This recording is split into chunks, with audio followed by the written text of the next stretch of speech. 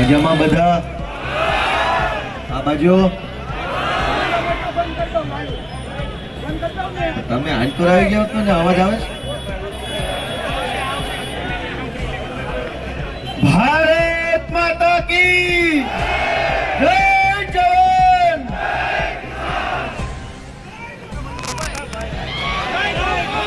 આજે સુદામા ચોક ખાતે આમ આદમી પાર્ટી દ્વારા આયોજિત આ સભામાં ઉપસ્થિત આપ સૌ સુરતના નાગરિકો, વડીલો, આગેવાનો, યુવાનો, આમ આદમી પાર્ટીના સૌ કાર્યકર્તાઓ, અમારા સૌ ઉમેદવારો, મીડિયાના મિત્રો, પોલીસના મિત્રો, વેપારીશ્રીઓ, આજુબાજુના દુકાનમાં રહેલા બધાનો હું હૃદયપૂર્વક ખૂબ ખૂબ આભાર માનું છું. સૌને મારા પ્રણામ. મિત્રો, આ સુરત મહાનગરપાલિકાની ચૂંટણી આવી છે અને અમે ફરી એક વખત તમારા આશીર્વાદ માંગવા માટે આજે અહીંયા આવ્યા છે. ગયા 5 વર્ષમાં તમે બધાએ અમારી પાર્ટીને આશીર્વાદ આપ્યા. આ આખા વોર્ડમાંથી 4 કોર્પોરેટરો તમારા આશીર્વાદથી આમ આદમી પાર્ટીના ચૂંટાયા અને સુરત આખામાંથી અનેક કોર્પોરેટરો આમ આદમી પાર્ટીમાંથી ચૂંટાયા અને અહીંથી જે શરૂઆત થઈ એ આખા ગુજરાતમાં આમ આદમી પાર્ટીની પહોંચી અને તમારા આશીર્વાદના કારણે આમ આદમી પાર્ટી ગુજરાતમાં મોટી બની. આમ આદમી પાર્ટી ખૂબ આગળ વધી અને પાર્ટી મોટી થવાના કારણે વિસાવદર, ભેસાણ અને જુનાગઢના લોકોએ મને પણ ધારાસભ્ય તરીકે આશીર્વાદ આપી અને કામ કરવાની તક આપી.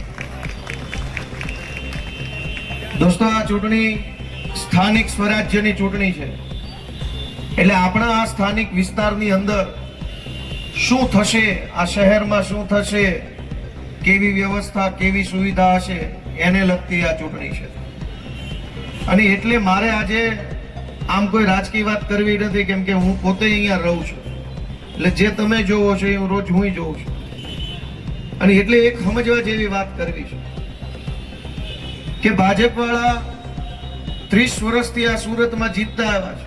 અમારો વારો વિપક્ષમાં આવ્યો, પણ 30 વર્ષથી અમદાવાદમાં, રાજકોટમાં, સુરતમાં, ભાવનગરમાં, જુનાગઢમાં, જામનગરમાં અને સુરતમાં 30 વર્ષ થઈ ગયા ભાજપની મહાનગરપાલિકાની બોડી બને છે, મેયર બને છે.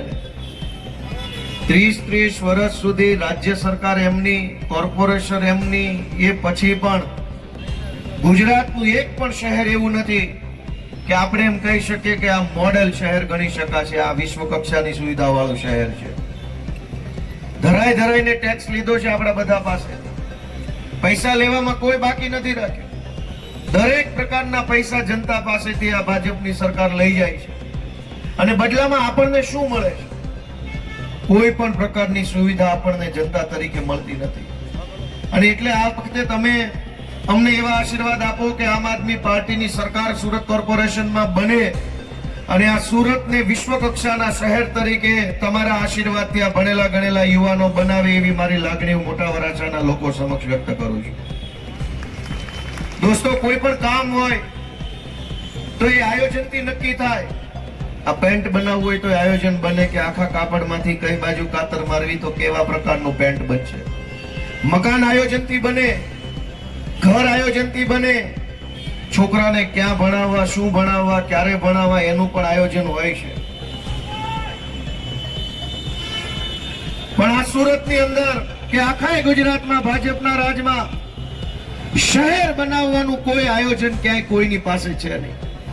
મન ભાવે એ રીતે શહેર મોટું થયા કરે છે.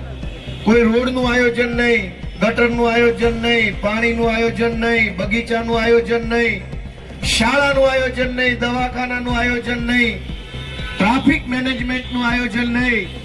કોર્પોરેશનમાં બેઠેલા અધિકારીઓ અને ભાજપના નેતાઓ એ બે પૈસા ખાઈ જાય અને મન ભાવે દિશામાં મન ભાવે એવી રીતે સુરત મોટું થતું રહ્યું છે. અત્યાર સુધી એવી ઘટના બની.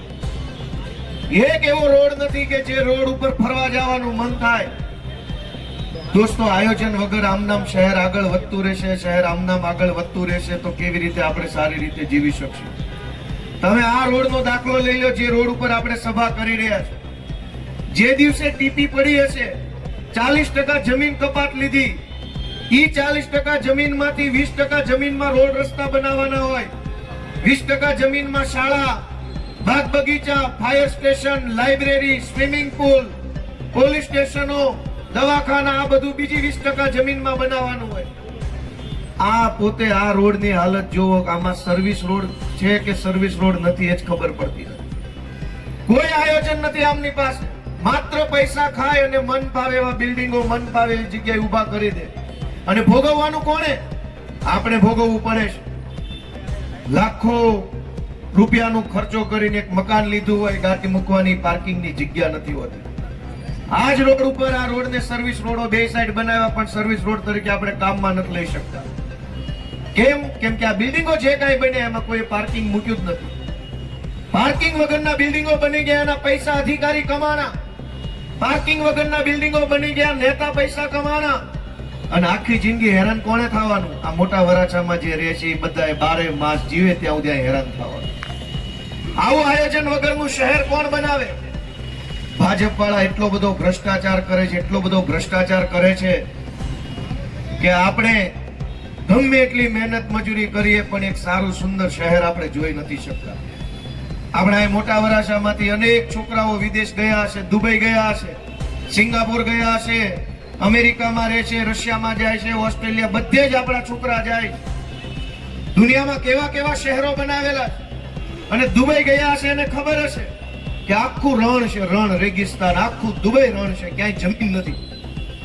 રણની અંદર એવું શહેર બનાવ્યું દુબઈની સરકારે કે એકનો એક શર્ટ 10 દિવસ સુધી પહેરો તો એમાંથી દુર્ગંધ ન આવે, ધૂળ ન ચોટી હોય તમારા શર્ટ પર. એવો ને એવો 10 દિવસ સુધી શર્ટ હોય. મારી વાત સાચી છે કે ખોટી? દુબઈ ગયા હોય એ કયો ભાઈ, વાત સાચી છે કે ખોટી? દુબઈની અંદર આલિશાન શહેર બનાવી શકાય તો આ સુરતને કેમ ન બનાવી શકાય? પૈસા તો સરકાર પાસે છે જ, સત્તા છે, પૈસા છે, નેતા છે, તો પછી એક સારું શહેર કેમ નથી બનતું? કેમ કે સત્તા છે, પૈસા છે, નેતા છે, પણ દાનત કોઈની નથી કામ કરવાની, એટલા માટે કામ નથી થતું દોસ્તો. અને જો દાનત જ ન હોય તો ગમે તેટલી વખત મત આપો કેવી રીતે કામ થાય? આજ મોટા શહેરોની સૌથી મોટી સમસ્યા શું છે કે આપણે ગામડેથી અહીં સુરત એટલા માટે આવ્યા હતા કે ગામડે સુવિધા નહોતી. ભણવાની સુવિધા નહીં, દવાખાનાની સુવિધા નહીં, પાણીની સુવિધા નહીં, સામાજિક સુરક્ષા નહીં, ગામત્રે જવું હોય તો બસ નહીં, રોજગાર નહીં, અનેક પ્રકારની અગવડતાઓ પડતી હતી. એટલે આપણે સુરત આવ્યા. અહીંયા આવીને વળી પાછું એનું ઈ જ છે, ભણવાની સુવિધા નહીં, દવાખાનાની સુવિધા નહીં. તો હવે શું કરશું આપણે? હું તમને એટલી વિનંતી કરવા માટે આવ્યો છું કે આ વખતે અમને એવા આશીર્વાદ આપો કે સુરતની અંદર આમ આદમી પાર્ટીના મેયર બને, અને માત્ર આવતી ચૂંટણીનું નહીં, આવતી પેઢીનું વિચારીને અમારી પાર્ટી 5 વર્ષ એવું કામ કરશે કે 10 વર્ષ પછીનું સુરત તમે જોશો તો ખુશ થશે એવું બનશે.